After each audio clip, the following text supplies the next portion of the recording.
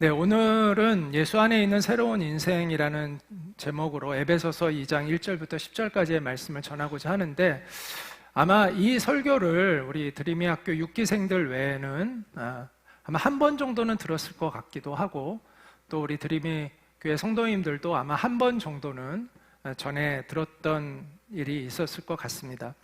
제가 원래 하나님 나라 시리즈 설교를 하다가 오늘 다시 이 에베소서 2장 1절부터 10절을 하는 이유는, 시리즈 설교가 다음 주에는 또 김영기 선교사님이 오시고 제가 두 번을 팔복에 대해서 시리즈로 해야 되는데, 또 여러분이 선교가잖아요.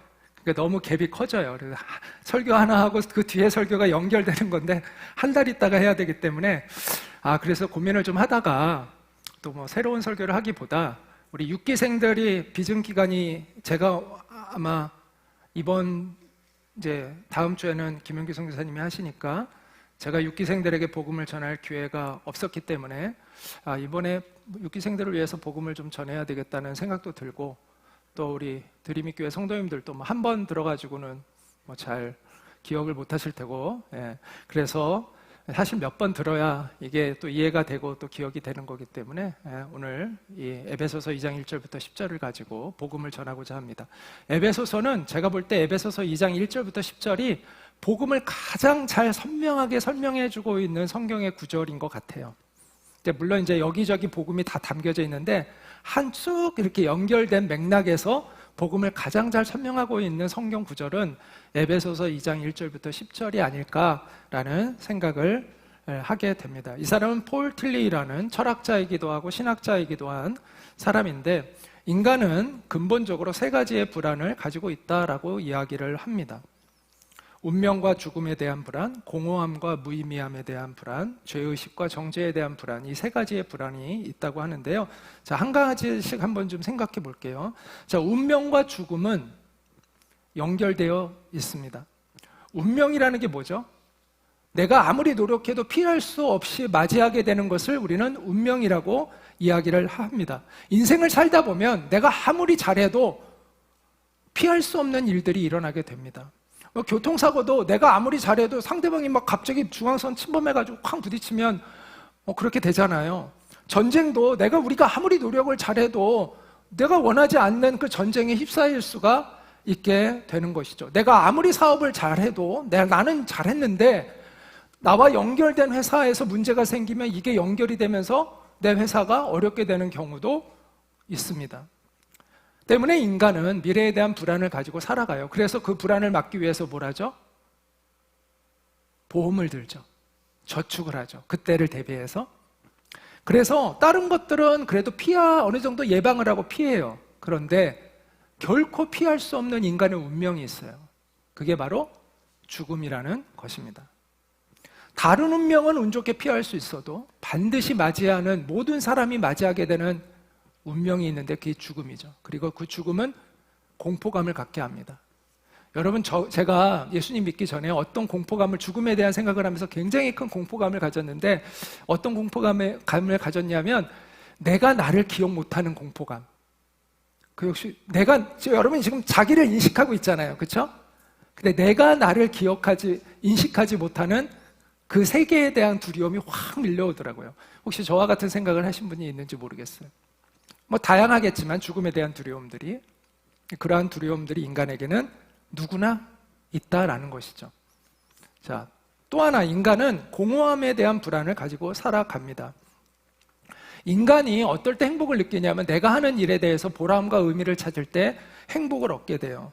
그런데 자주 우리가 의미를 뒀던 것에서 의미를 잃는 경우들이 많이 있습니다. 내가 헌신했던 대상이 바뀌고 내가 좋아했던 것들이 바뀌게 되는 것들을 경험하면서 당황스러워합니다. 내가 누군가가 너무 매력적이어서 난 정말 이 사람만 있으면 난 행복해 라고 생각해서 그 사람을 좋아하고 했는데 나중에 갑자기 실증이 나요. 그것은 또 다른 말로 하면 내가 가장 믿었던 사람으로부터 누군가는 배신을 당하게 되는 것이죠. 또 내가 노래를 하는 것이, 나는 인생에 노래하면 너무 행복해. 그런데 내가 가수로서 이름이 안 알려지고 밤무대를 다니면서 그냥 근신이 사람들 앞에서 술 마신 사람들 앞에서 노래하면서 그 노래를 하다 보니까 이제는 노래하는 그 자체가 너무너무 싫어져요. 열심히 일해서 돈을 벌고 돈만 벌면 내가 행복해질 줄 알았는데 돈을 많이 벌었는데 걱정이 점점 더 많아져. 그리고 관계들이 깨지는 것을 보면서 짜증과 고통이 또 찾아오기도 하죠. 이처럼 우리의 인생에 지속적으로 영구적으로 의미를 주는 일이 없구나 라는 것을 깨달으면서 우리 인간은 허무함을 느끼고 당황스러워하게 됩니다. 그게 인간의 실존이라는 것이죠. 자, 또 하나는 죄의식에 대한 불안인데, 인간은요 도덕적인 자기 긍정을 가져야 건강한 정신을 가지고 살아갈 수 있습니다. 그런데 인간의 문제가 뭐냐면 자신이 옳다고 여기는 것대로 살지 않는다는 거예요. 쉽게 얘기하면 양심대로 사는 사람이 없다라는 거예요. 그러다 보니까 사람들 앞에서는 자기가 되게 의롭게 사는 것처럼 하지만 실제적으로 내 안에는 자기를 향한 정죄감이 있다라는 것이죠. 자기가 자기의 재판관이 되어서 자기에 대하여 정죄하는 죄책감을 인간의 마음 깊은 곳에는 가지고 있습니다. 이러한 자기 모순, 이 죄책감을 극복하기 위해서 인간은 어떻게 할까요? 두 가지의 큰 방법이 있습니다. 하나는 도덕적인 모든 요구를 완전히 무시해버리는 겁니다. 또 하나의 방법이 있습니다. 자기가 이렇게 이 정도 살아가면 괜찮은 사람이야 라는 딱 규정을 만들어요. 요 정도 이런 규정을 만들고 요걸 정도 지키는 사람은 꽤 괜찮은 사람이야 라고 생각하고 그 안에서 자기를 의롭게 생각하는 것이죠. 이런 경우를 이제 율법주의자라고 성경은 이야기하죠. 도덕주의자가 되는 거죠. 이처럼 인간은 이러한 죄의식, 이 불안함, 이런 것을 극복하기 위해서 노력하며 살아갑니다. 그럼에도 불구하고 완전히 극복하지 못하는 그러한 존재이죠. 왜 인간은 이럴까? 이거에 대한 근본적인 원인을 성경은 분명하게 알려주고 있습니다. 그 원인은 뭐냐? 우리를 창조하신 생명의 근원 되시는 하나님으로부터 우리가 분리되어 있기 때문이다 라는 거예요. 한마디로 얘기해서 우리의 영혼의 아버지를 우리는 잃어버린 거예요. 우리의 영혼의 아버지, 어머니를 잃어버리고 살고 있는 거예요. 그 아이들이 부모에게서 어렸을 때 부모에게서 단절되면 굉장한 불안감을 느끼잖아요.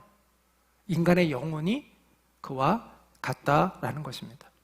그래서 이 에베소서 2장 1절부터 3절은 그 지금까지 제가 얘기했던 그 인간의 실존을 이렇게 설명을 해주고 있습니다. 그는 허물과 죄로 죽었던 너희를 살리셨도다. 그래서 하나님이 허물과 죄로 죽었던 너희를 살리셨다. 이 결론부터 얘기하면서 그때의 너희는 그 가운데서 행하여 이 세상 풍조를 따르고, 그러니까 우리가 영혼이 죽어 있었던 때를 얘기하는 거예요. 이 세상 풍조를 따르고 공중의 권세 잡은 자를 따랐으니 마귀를 따랐다는 것이죠. 곧 지금 불순종의 아들들 가운데 역사하는 영이라. 너희가 구원받기 전에 너희도 이랬다라는 거예요.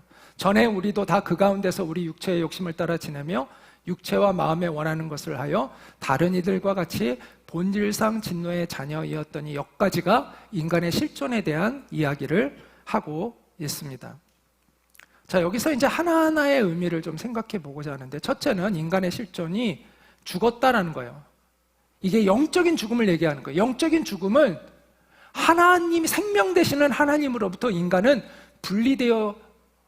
분리되었다, 관계가 단절되었다라고 이야기하는 것입니다. 우리가 잘 알고 있는 선악과 하나님의 에덴 동산을 주시고 인간에게 중앙에 선악을 알게 하는 나무를 먹지 말아라. 네가 먹는 날에는 반드시 죽으리라 라고 이렇게 말씀을 하셨잖아요. 여기서 선악을 알게 하는 이라고 하는데, 이 알게 하는 이라고 번역된 성경의 원어는 다트라는 단어인데 이것은 지식을 의미합니다. 이것은 야다라는 단어에서 나온 거예요. 근데 이 야다는 알다, 구별하다 이런 뜻을 가지고 있습니다. 그러니까 선악과는 뭐냐면 선과 악을 판단하는 것을 얘기하는 거예요. 근데 선과 악의 기준은 누가 판단할 수 있는 거예요? 하나님만이 하실 수 있는 거예요. 근데 하나님이 선과 악을 판단하신 것을 자기가 하겠다고 한 것이 선악과를 따먹은 의미예요. 그래서 하나님처럼 되고자 선과 악의 판단을 내가 하겠다는 거예요. 내가 기준이 되겠다는 거예요. 하나님 필요 없습니다. 내가 내 삶의 기준입니다. 내가 옳은 것이 옳은 것이고 내가 틀리다고 말하는 것이 틀린 거예요. 하나님은 내 인생에 개입하지 마세요. 내 삶의 옳고 그름은 내가 판단하며 살겠습니다 라는 선언이 선악과를 따먹은 것의 의미입니다. 하나님의 주권에 대한 도전이죠. 반역이죠. 하나님이 뭐라고 얘기했어요? 네가 그걸 따먹는 날에는 반드시 뭐하리라? 죽으리라. 이 죽음은 하나님과의 관계가 끊어진다라는 것입니다. 자, 뿌리가 뽑힌 나무는 살아있습니까? 죽어있습니까? 얼핏 보면 살아있는 것 같으나 결과적으로는 이미 죽은 것이죠. 우리 인간이 바로 이와 같습니다. 우리는 태어날 때 생명으로 태어난 것 같지만 우리는 이미 서서히 죽어가는 그러한 존재인 것이죠. 이 원인은 죽음에는 세 가지 종류의 죽음이 있습니다. 세 가지 죽음이 있는데 한번 따라해볼까요? 영적 죽음, 육체적 죽음, 영원한 죽음. 이 세 가지 단계가 있어요. 자, 영적인 죽음은 하나님과 우리와의 관계가 끊어진 거예요. 우리는 태어날 때부터 이 생명의 근원 되시는 하나님으로부터 단절되어 이 세상에 태어납니다. 그래서 나중에는 육체적 죽음을 맞이합니다. 그리고 하나님의 심판대 앞에 가서 우리의 영혼이 심판을 받고, 영혼이 있다는 건 영혼은 사라지는 것이 아니에요. 그렇지만 하나님의 심판을 받아 지옥에 가는 것을 우리가 영원한 죽음이라고 그렇게 표현하고 있는 것이죠. 그래서 성경은 영원한 죽음을, 성경의 맨 마지막에 요한계시록이 나오는데 요한계시록에 둘째 사망이라고 표현을 해요. 첫째 사망은 육체적 죽음이고 둘째 사망은 하나님의 심판을 받아 지옥에 가는 것을 둘째 사망, 영원한 죽음을 둘째 사망이라고 이야기를 합니다. 이것이 뿌리 뽑힌 나무의 결말이라는 것이죠. 자, 두 번째, 하나님과의 관계가 단절되어 있다는 것 외에 또 하나 아까 이야기하고 있는 그 본문에서 핵심이 뭐냐면 세속주의와 우상숭배에 빠져 있다라는 것입니다. 자, 어린아이가 부모로부터 만약에 잃어버렸어요. 그 아이를 부모님에게서 이 아이가 어떤 길을 잃고 이제 멀어지게 됐어요. 자, 그럼 그 아이는 굉장한 위험에 노출됩니다. 그렇죠? 어떤 사람들이 그 아이에게 다가오기 쉬울까요? 나쁜 의도를 가진 사람들이 데려다가 그 아이를 통해서 착취를 하겠죠. 구걸을 시킨다든지 해가지고 앵벌이라고 하잖아요. 우리가 구걸 시켜가지고 그 돈을 뒤에서 다 챙기고 하죠. 이와 같이 아주 위험한 상황에 빠지게 됩니다. 마찬가지로 우리가 하나님의 생명으로부터 단절되어 떨어지게 되면은 누가 우리에게 찾아와서 우리를 조종하려고 하냐면 마귀의 세력이 우리를 지배하려고 합니다. 하나님으로부터 독립하고 싶어서 인간은 스스로 하나님처럼 되고 싶어서 죄를 범하였으나 하나님처럼 된 것이 아니라 마귀에게 종속되는 불행한 인생이 된 것이죠. 그리고 그 결과 우상 숭배에 빠지며 살아가게 되었습니다.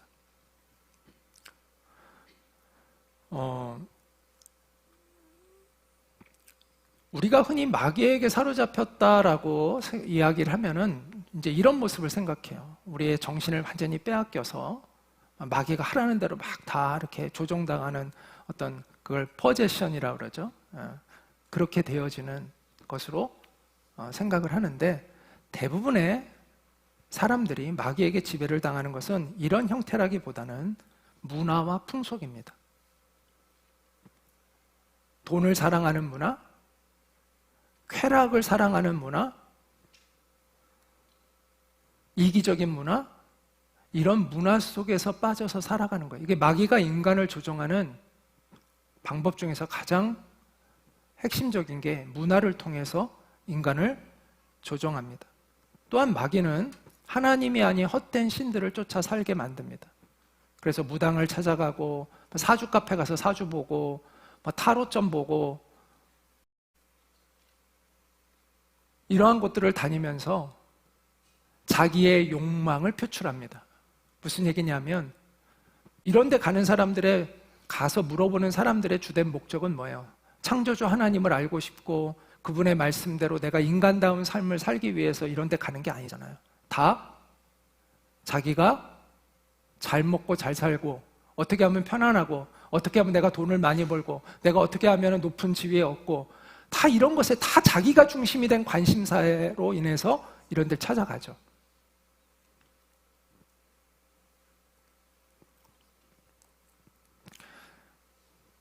한마디로 얘기해서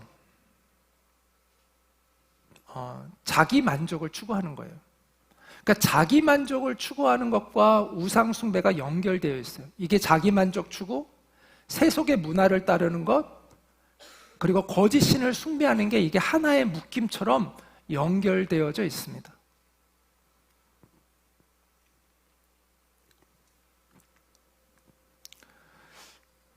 그래서 성경에 보면은 아까 말씀 가운데 보면은 전에는 우리도 다 그 가운데서는 원래 그들 가운데서로 번역해야 많은 거예요. 전에는 우리도 지금은 예수님 믿고 새로운 인생을 시작하게 되었지만 그 전에 우리도 세상 사람들과 마찬가지로 살고 있었다는 거예요. 그들처럼 우리의 육체의 욕심을 따라 지내며 육체와 마음에 원하는 것을 하며 내 마음대로 살았던 사람들이었다라는 것이죠. 자기 만족을 추구하고 세속주의에 빠지고 내가 그것을 깨닫든 못 깨닫든 거짓된 신들을 쫓아 살아갔던 그러한 인생을 우리는 살아갔다라는 것입니다. 자, 또 하나 인간의 실존 하나는 그래서 그 결과 우리의 영혼은 하나님의 심판 아래 놓여있는 존재였다라고 이야기를 합니다. 그래서 진노의 자녀이었더니 라고 말씀하고 있습니다. 하나님의 심판을 받게 될 운명에 놓여 있게 되었다라고 이야기를 하는 것이죠. 사람은 태어날 때부터 죄성을 가지고 태어납니다. 아담이 범죄를 했는데 왜 우리까지라고 생각할 수 있는데 그게 현실입니다. 자, 보세요. 어렸을 때 우리가 부모님이 아이들에게 착하게 살라고 얘기합니다. 거짓말하지 말아라. 약한 사람 보면 보살펴라. 근데 여러분 그렇게 자랐습니까? 기회가 되면 거짓말하고 나보다 약하다고 느껴지면 막 괴롭히고 그러지 않았어요? 도대체 그걸 누가 가르쳤죠? 우리의 인간의 마음속에 도대체 그런 마음이 어디에서부터 온 거죠? 그 순수한 아이가 그 아이의 마음속에 왜 거짓이 있고 폭력이 있고 미워하는 마음이 있고 자기만 알려고 하는 그런 마음들이 도대체 이게 어디에서부터 나온 거죠? 우리 인간 안에는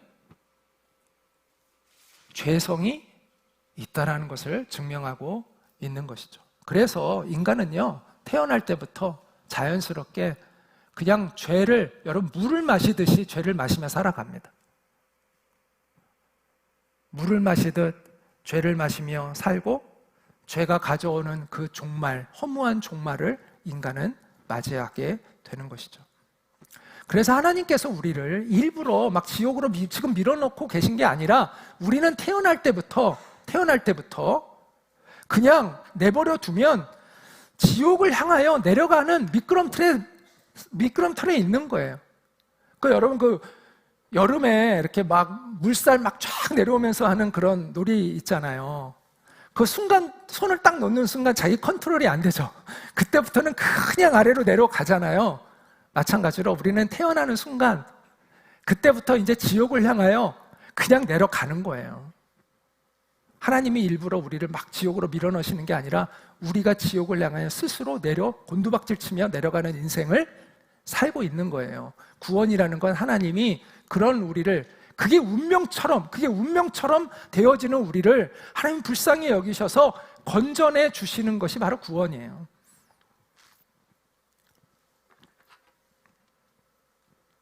자, 이처럼 우리 인간은 정말 절망적인 존재입니다.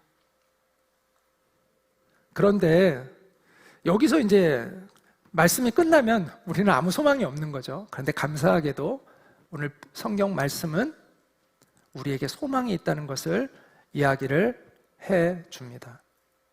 긍휼이 풍성하신 하나님이, 우리를 불쌍히 여기시는 하나님이 우리를 사랑하신 그 큰 사랑을 인하여 허물로 죽은 우리를 예수 그리스도와 함께 살리셨고 함께 일으키사 예수님의 새 생명으로, 예수님이 부활하신 것처럼 우리에게 새 생명으로 우리를 일으키사 예수 그리스도 안에서 함께 하늘에 앉히시니, 이는 그리스도 예수 안에서 우리에게 하나님이 자비하심으로써 하나님의 그 은혜의 지극히 풍성함을 세대와 세대를 넘어 계속해서 나타내 주려 하심이라. 이렇게 오늘 에베소서 2장 4절부터 7절은 이야기를 해주고 있습니다.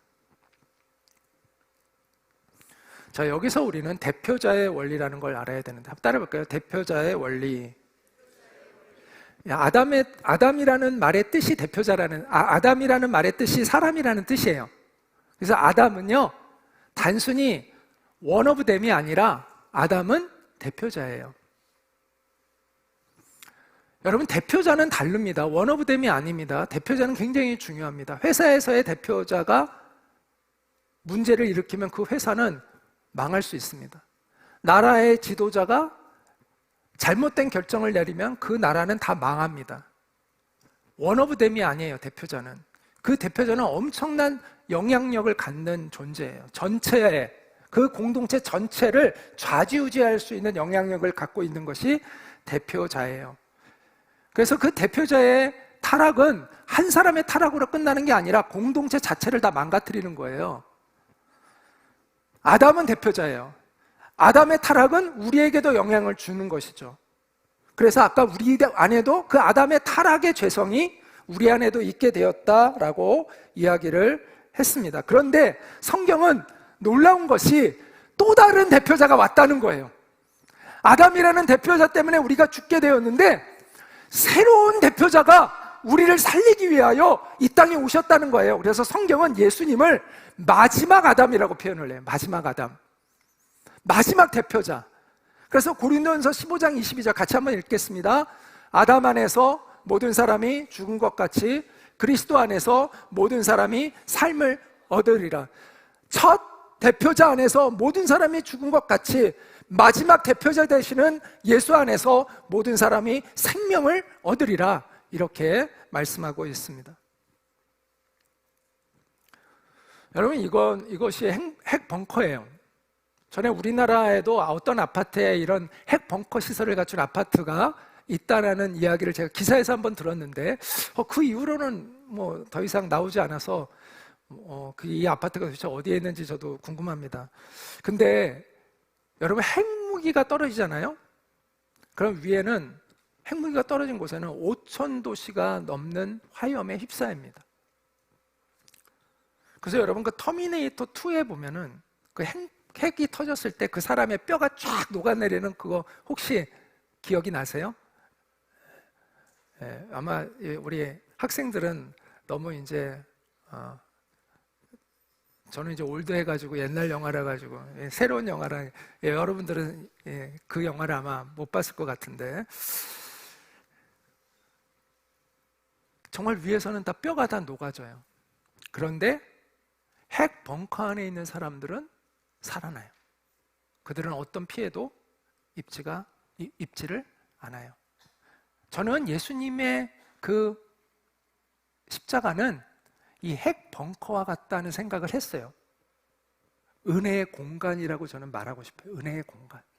하나님의 보호하심이 있는 공간이에요. 그 공간은. 그래서 성경은 그날에 하늘이 불에 타서 풀어지고 물질이 뜨거운 불에 녹아지려니와 마지막 때를 이렇게 표현을 해요. 마지막 때 어떤 모습일지 모르지만 정말 어떤 극도의 공포감을 주는 그런 사태가 일어난다는 것이죠. 그러나 오늘 본문에 예수 안에서 하나님은 우리에게 자비하심을 나타내신다라고 이야기를 하고 있습니다. 자, 하나님께서 우리를 예수 그리스도 안에 있는 우리를 용서해 주시고 자비를 베푸시는 이유는 왜 그럴까요? 그 이유는 예수님이 나를 대신해서 내가 받아야 될 그 형벌을 받으셨기 때문입니다. 자, 하나님은요, 의로운 재판장이죠. 자, 의로운 재판장은, 하나님은 구원자이기도 하고 재판장이기도 하세요. 근데 의로운 재판장은 죄를 그냥 눈 감아주는 사람을 의로운 재판장이라고 말할 수 없습니다. 그럼 하나님의 공의는 심각하게 손상이 됩니다. 하나님이 우리를 용서해 주는 것, 그건 사랑이라고 말할 수 있지만 그 하나님의 사랑으로 하나님의 정의가 훼손되어서는 안 되는 거예요. 반드시 하나님의 사랑과 하나님의 정의는 다 완전해야 돼요. 자, 그러려면 반드시 죄값을 치르게 해야만이 그것이 정당한 판결이 되는 거예요. 그래서 십자가가 왜 놀라운 하나님의 지혜냐면 그 십자가는 죄를 눈 감아주는 곳이 아니잖아요. 죄에 대한 응징이 있는 곳이에요. 하나님의 공의가 완벽하게 실현되어지고 있는 거예요. 그런데 동시에 하나님의 사랑이 베풀어질 수 있는 은혜의 공간이 만들어지는 거예요. 왜냐하면 그 죄값을 받아야 하는 사람은 나인데 거기에는 나를 대신해서 하나님의 아들이 있기 때문이죠. 죄값이 지불되어져요. 정당한 죄값이. 그런데 거기에 내가 아닌 다른 분이 계신 거죠. 나를 대신할 수 있는. 그래서 하나님은 나에게 용서를 베푸실 수가 있는 거예요. 그래서 이 예수님의 십자가는 한번 따라해 볼까요? 은혜의 공간. 은혜의 공간이에요. 이 십자가 안에서 은혜의 공간이 만들어져요. 조선시대에는 아버지가 아들을 대신해서 벌을 받을 수가 있었대요.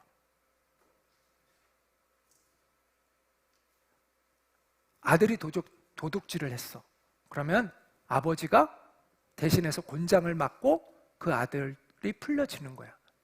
자, 그런데 알고 봤더니 이 아버지도 수배받고 있는 도둑질을 하는 사람이었어. 도둑이었어. 자, 그러면 이 아버지가 그 아들을 대신해 줄 수 있어요, 없어요? 없잖아. 우리는 우리의 죄값으로 하나님 앞에 벌을 받아야 되는 사람들이에요. 그래서 우리 중에 누구도 우리를 대신해서 이 죄값을 받을 수가 없어요. 자격이 안 돼.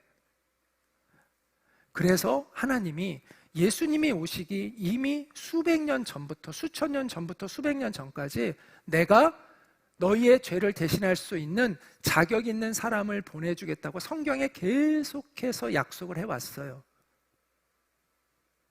그래서 예수님이 얼마나 특별하신 분이냐면 인류의 역사에 예수님처럼 그가 오시기 전에 수백 년 전에 수천 년 전에 그가 어디에서 태어나서 그가 와서 어떤 기적을 행하고 그가 어떻게 죽을 것이고 그 죽음의 의미가 무엇이고 그가 부활함으로 하나님의 아들 되심을 증명할 것이라고 예언된 사람은 예수님밖에는 인류의 역사에 없어요. 그래서 예수님이 처녀의 몸에서 태어났다고 성경에 기록되어 있잖아요. 세상 사람들은 그걸 믿지 못해요. 그런데 문제는 뭐냐면요, 예수가 과연 누구냐로 알고 있느냐에 달린 거예요, 사실은.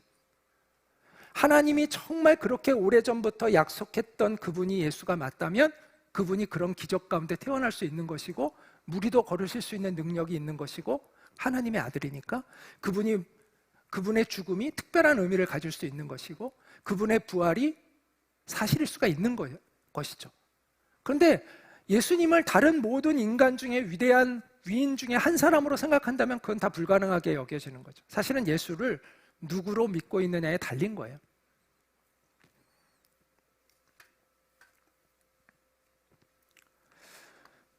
성경은 예수는 하나님이 오랫동안 우리에게 약속해 주셨던 그 구원자, 그리스도가 구원자라는 뜻이에요. 예수 그리스도 할 때 그리스도가 구원자라는 뜻이에요.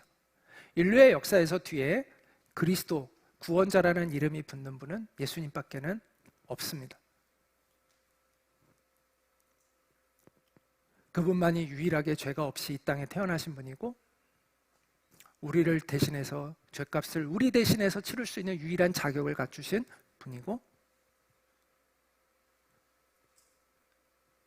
그분이 그것을 부활로 증명해 주신 것이죠. 자, 오늘 또 처음 교회 오신 분들도 있고 또 우리 6기생들도 있으니까 제가 이 얘기를 참 많이 하지만 한 번 더 하겠습니다. 짧게. 자, 예수님의 부활이 우리가 이성적으로 보면 얼핏 생각하면 예수님의 부활이 사실이 아닌 것 같죠. 말이 안 되는 얘기를 하는 것 같죠. 예수의 제자들이 거짓말로 만들어낸 것 같죠. 그런데 실제로 아주 머리가 좋은 사람들이 이 부분을 가지고 깊이 고민하고 연구하다가 예수를 믿게 된 사람들이 많이 있습니다. 왜냐하면 정말 이성적으로 한번 잘 생각해 보세요. 여러분이 예수의 제자예요. 그럼 여러분이 예수의 제자라면 여러분이 예수가 살아났다고 외친다면 무엇을 예상할 수 있었을까요? 누가 예수를 죽였어요? 권력자들이 죽였죠. 그런데 그 권력자들이 죽인 예수가 살아났다고 여러분이 외치면 여러분의 안전이 보장되겠어요? 안 되겠죠. 당연히 불려가서 협박을 받겠죠. 그걸 계속 고집 피우면 고문을 하겠죠. 죽이겠죠. 실제로 예수의 제자들은 예수가 살아났다고 외쳐서 사람들을 모아서 돈을 번 사람들이 아니에요. 권력을 누린 사람들이 아니에요. 실제로 그들은 그들이 예상했던 것처럼 끌려갔고 매를 맞았고 협박을 받았고 죽임까지 당했어요. 그런데 이상하게도 예수의 제자 모든 제자가 한결같이 자신들의 주장을 굽히지 않아요. 왜 그랬을까요? 여러분이 이성적으로 한번 생각해 보세요. 이유는 단 한 가지겠죠. 뭐예요? 실제로 예수가 살아난 걸 그들의 눈으로 직접 본 사람들이 아니라면 그런 일은 일어날 수 없습니다. 그래서 실제로 어떤 역사학자는 이런 얘기를 했습니다. 인류의 역사에 가장 큰 미스테리는 예수의 제자들의 행적이다. 도무지 이해가 안 가는 행동을 한 거예요, 예수의 제자들이. 이거에 대한 합리적인 이유는 예수의 부활을 그들이 직접 목격하지 않았다면 일어날 수 없는 일입니다. 그뿐만 아니에요. 그 제자들의 가치관이 완전히 180도 바뀌었잖아요. 그전에는 서로 높은 데에 올라가려고 싸웠던 사람들이 갑자기 자기의 모든 것을 희생하고 사람들을 섬기는 사람들로 완전히 바뀌었어요. 자기를 죽이는 사람들을 용서하는 사람들이 됐어요. 여러분, 이런 일은요, 엄청난 충격적인 일을 경험해야만 가능한 거예요. 사람 잘 안 바뀝니다. 여러분, 드림의 학교 와서도 잘 안 바뀌잖아요. 네. 그렇게 사경회를 들어도 잘 안 바뀌잖아요. 사람 잘 안 바뀌어요. 특히 나이 든 사람 진짜 안 바뀌어요. 그들이 엄청나게 충격적인 일들을 그들 모두가 다 같이 경험했기 때문에 그들 모두가 그렇게 바뀔 수가 있었지, 예수가 정말 부활한 걸 보지 않았으면 안 바뀝니다.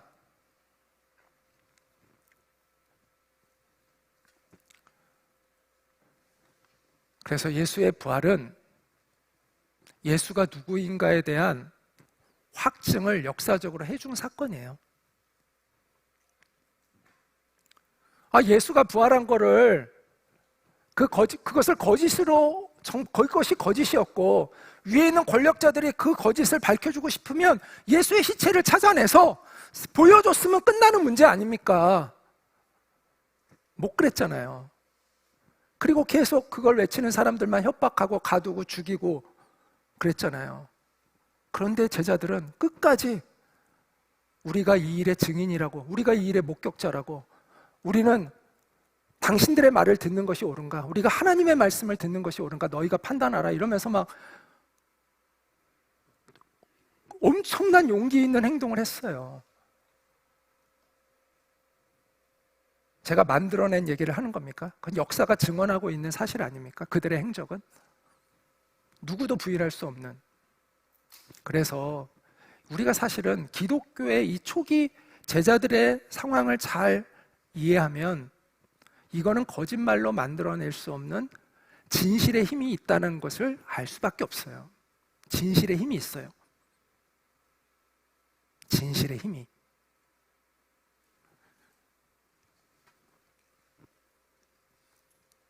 우리 중에 누가 개를 살리기 위해서 개가 될 사람이 어디 있겠습니까?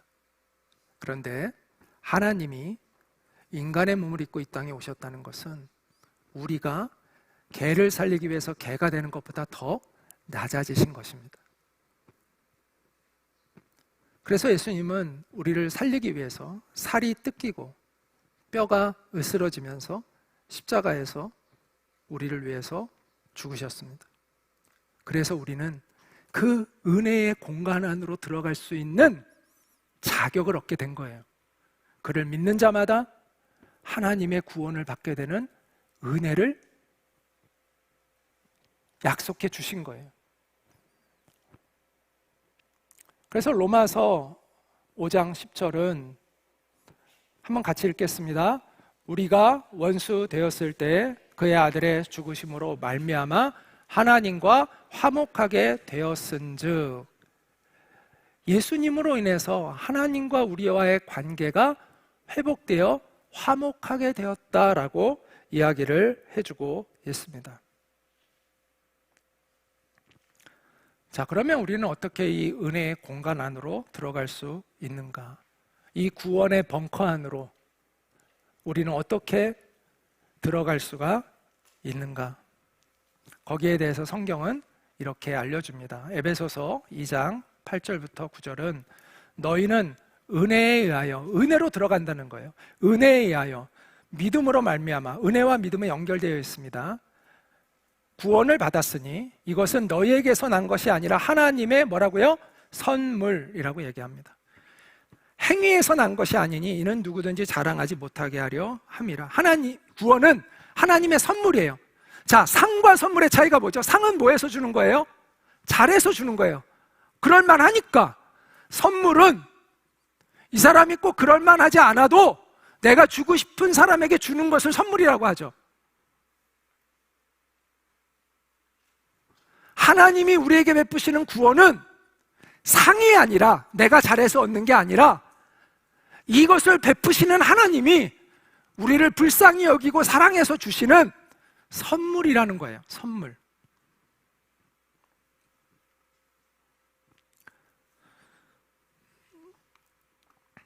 그럼 이 선물은요, 어떤 사람에게 주어지냐? 그 선물을 감사히 받는 사람에게 그 선물은 주어집니다. 내가 여러분에게 선물을 주려고 했는데 나는 이따위 선물 필요 없어요. 나 이거 없어도 나는 충분히 다 모든 게 다 풍족해요. 필요 없어요 라고 하면 제가 그 선물 안 주겠죠.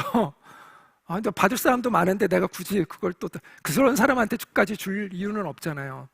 선물은 어떤 사람에게 주는 거냐면 감사합니다, 너무 고맙습니다 이러면서 이것을 기쁘게 받아들이는 사람에게 그 선물이 주어지는 거죠. 그러면 그 선물을 열면 그 선물 안에 선물이 있잖아요.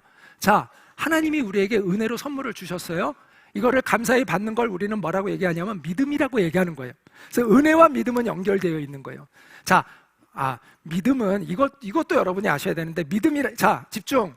믿음이라는 것은 여러 단계가 있어요. 믿음이라는 건 여러 단계가 있어. 그래서 이게 기독교에서 이 믿음은 굉장히 심오한 단어예요. 그런데 첫 번째 믿음은 뭐냐? 구원받는 첫 번째 믿음은 뭐냐 하면 감사히 받아들이는 거예요. 하나님의 선물을 감사히 받는 거를 구원받는 첫 번째 믿음이라고 이야기할 수 있어요. 최소한 이 구원은 이 첫 번째 믿음에 의해 받는 거예요.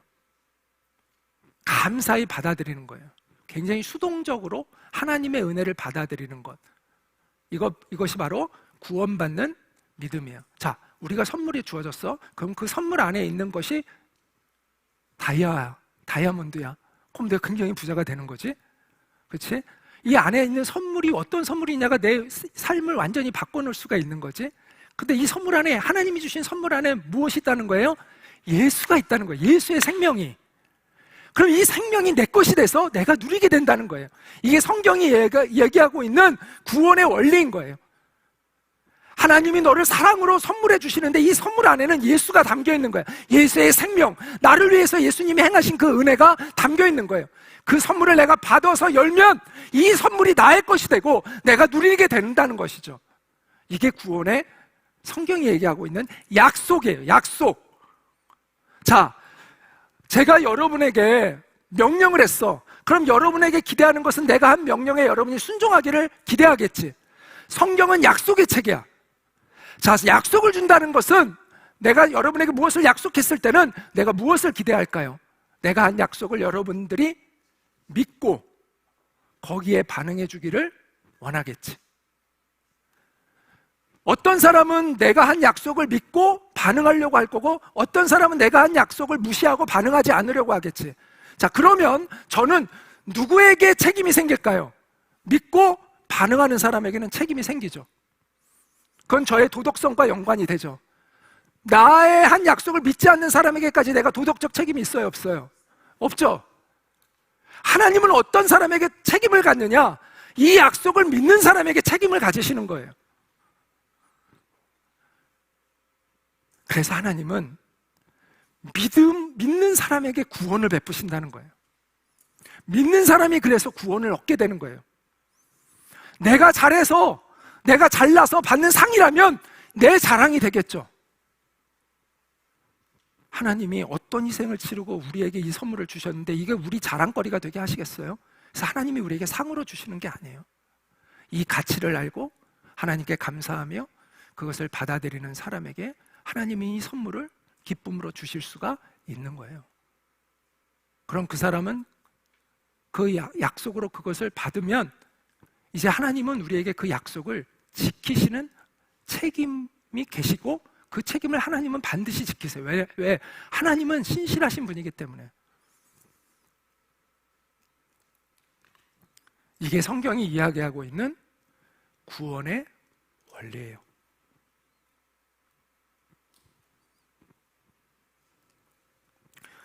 많은 종교가 착한 일을 많이 하면 구원을 받을 수 있다라는 엉뚱한 소리를 합니다.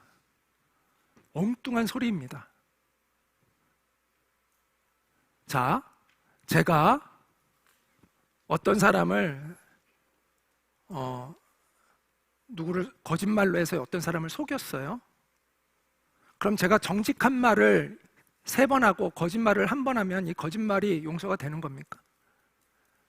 제가 한 사람을 죽이고 3사람을 살렸으면 이 한 사람 죽인 거 됩니까?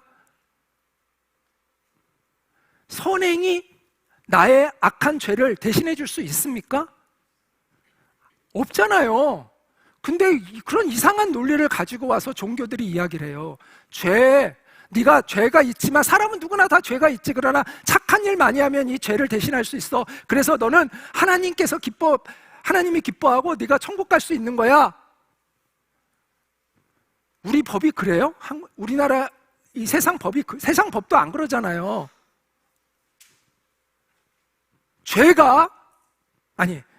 선행이 죄를 대신할 수 있다는 것은 말도 안 되는 말입니다. 죄는 죄값을 지불해야만 자유해집니다. 제가 한 사람을 죽였으면 제가 과거에 3사람을 살렸든 말든 상관없이 저는 이 죄값을 치루어야만 되는 겁니다.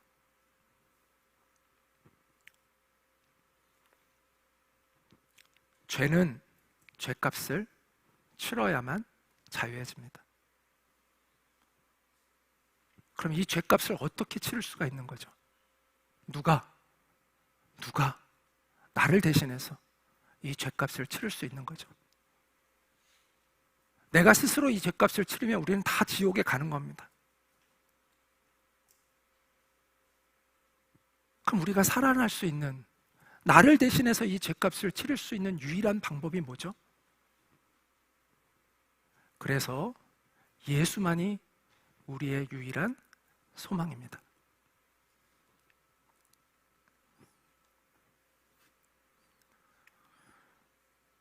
그래서 성경은 이렇게 말씀합니다. 예수님이 하신 말씀이죠. 내가 진실로 너희에게 이르노니 내 말을 듣고 나 보내신 이를 믿는 자는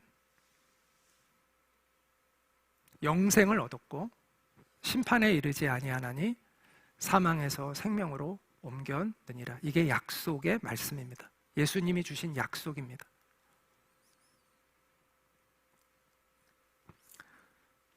자, 지금까지 우리가 어떻게 구원받는지, 왜 성경이 이렇게 이야기하고 있고 이것이 정당한 진리의 말씀이 될 수 있는지를 제가 쭉 이야기를 했습니다. 근데 성경 오늘 본문은 여기에서 그치는 것이 아니라, 그러면 그 결과 우리는 어떤 은혜를 누리게 되느냐, 구원받은 사람은 어떤 은혜를 누리게 되느냐. 10절에 이렇게 말씀하고 있는데 같이 한번 읽겠습니다. 시작. 우리는 그가 만드신 바라 그리스도 예수 안에서 선한 일을 위하여 지으심을 받은 자니 이 일은 하나님이 전에 예비하사 우리로 그 가운데서 행하게 하려 하심이라. 첫째, 우리는 그가 만드신 바라, 우리가 새롭게 지어진다는 것입니다. 새로운 탄생을 한다는 것이죠. 이것을 성경은 한마디로 얘기해서 거듭남이라고 얘기합니다. born again, 다시 태어나는 거예요. 새롭게 빚어지는 거예요. 우리의 존재가 다시 태어난다는 것이죠. 어머니로부터 받은 이 육체적인 생명은 한계를 가지고 있다고 말씀을 드렸습니다. 자, 그런데 우리가 하늘로부터 오는 새로운 생명을 받을 수 있고, 하늘로부터 오는 새로운 생명을 받게 되면 우리는 새로운 피조물로 거듭나게 되어서 하나님의 영원한 생명을 누리는 존재가 된다라고 이야기를 해주고 있습니다. 자, 또 하나, 새로운 인생입니다. 여러분, 생명이 바뀌어야 인생이 바뀝니다. 개는 개의 인생을 살 수밖에, 개의 인생이 아니죠. 개 견생을 살 수밖에 없고, 예, 닭은 닭의 생을 살 수밖에 없고, 고양이는 고양이의 생을 살 수밖에 없습니다. 생명이 바뀌지 않으면 새로운 존재로 살아갈 수 없습니다. 그래서 성경은 생명을, 하나님이 새로운 생명을 주심으로 너로 하여금 새로운 인생을 창조하시겠다라고 약속하고 있는 것이죠. 그래서 예수 안에서 선한 일을 위하여 지으심을 받았으니 이 일은 하나님이 전에 예비하사 우리로 그 가운데서 행하게 하려 하심이라. 그러니까 새로운 인생, 선한 일을 행하는 새로운 인생. 자, 우리는 선에서 구원받은 것이 아닙니다. 그렇죠? 선에서 구원받지 않았어요. 은혜로 구원받았어요. 그런데 그 안에는 새로운 생명이 담겨있기 때문에 구원받은 사람은 새로운 생명의 삶을 산다는 거예요. 착하기 때문에 구원받은 것은 아니지만 우리 안에 새로운 생명이 주어져서 선한 새로운 인생을 살게 된다라는 거예요.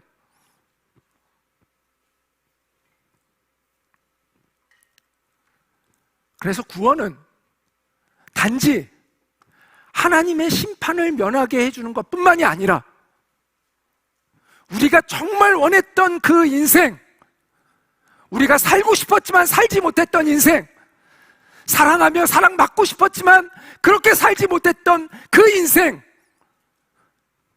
거룩하게 살고 싶었지만 살 수 없었던 그 비참한 인생에서 벗어나서 내가 정말 꿈꿔왔던 그 인생을 사랑할 수 있는 인생, 용서할 수 있는 인생, 거룩하게 살아갈 수 있는 인생, 하나님의 그 사명을 받아서 하나님과 동역할 수 있는 그 인생을 살 수 있게 된다는 것입니다. 결론적으로 예수님을 믿는다는 것은 우리의 인생의 자리가 옮겨지는 것을 의미합니다. 하나님의 진노를 받는 자리에서 하나님의 용서와 자비하심을 얻는 자리로 우리의 인생의 자리가 옮겨집니다. 마귀의 집에 묶여서 살아가던 자리에서 하나님의 다스리심을 받는 새로운 인생을 우리가 살게 된다는 것입니다. 세속적인 우리의 이기적인 욕망에 이끌려 살았던 그 자리에서 하나님의 뜻을 받드는 경건한 인생의 자리로 우리의 삶의 자리가 옮겨진다라는 것을 의미합니다. 예수 그리스도의 복음 안에 이 놀라운 은총이 담겨져 있습니다. 우리의 유일한 소망, 예수 그리스도를 통해서 영원한 생명을 얻고 새로운 생명의 삶을 살아갈 수 있는 우리 모두가 될 수 있기를 간절히 소망합니다. 우리 함께 우리에게 소망의 빛으로 오신 예수님께 감사했으면 좋겠고요. 우리가 이 빛을 따라서 새로운 삶의 자리로 나아갈 수 있는 우리가 되게 하셔서 하나님, 우리가 새로운 인생을 살아갈 수 있도록 하나님의 뜻을 받드는 그러한 인생을 살아갈 수 있는 구원받은 하나님의 백성이 되기를 위해서 우리 잠시 같이 합심해서 기도하도록 하겠습니다. 기도합니다.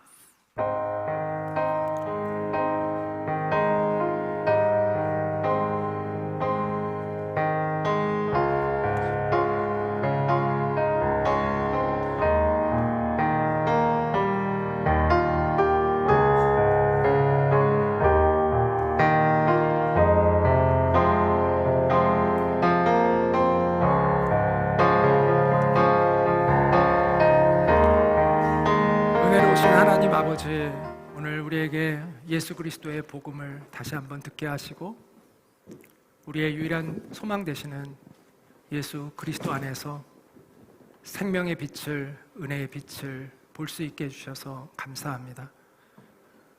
하나님이 우리에게 베푸신 이 은혜의 선물을 우리가 감사히 받아들이는 믿음을 갖게 하시고 이 생명으로 우리의 인생이 새롭게 되어서 새롭게 빚어져서 하나님이 재창조하시는 아름답고 선한 인생을 시작할 수 있는 우리가 될 수 있도록 은혜를 베풀어 주시옵소서.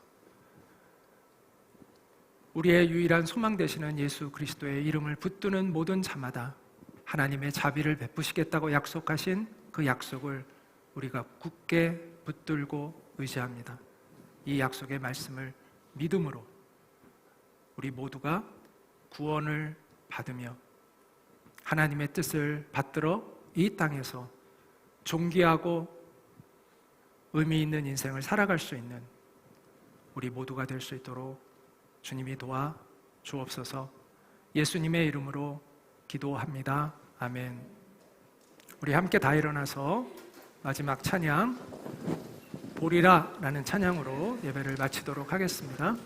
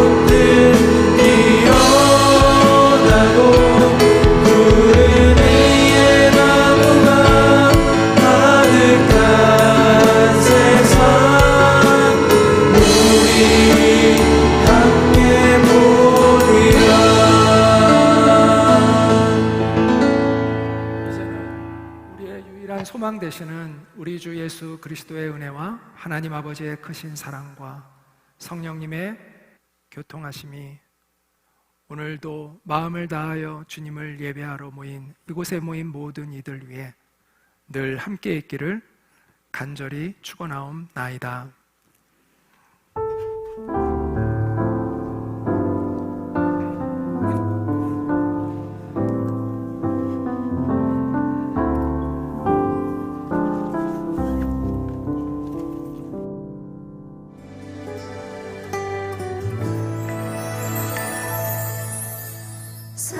사람이 넘치기보다 사랑이 넘치는 교회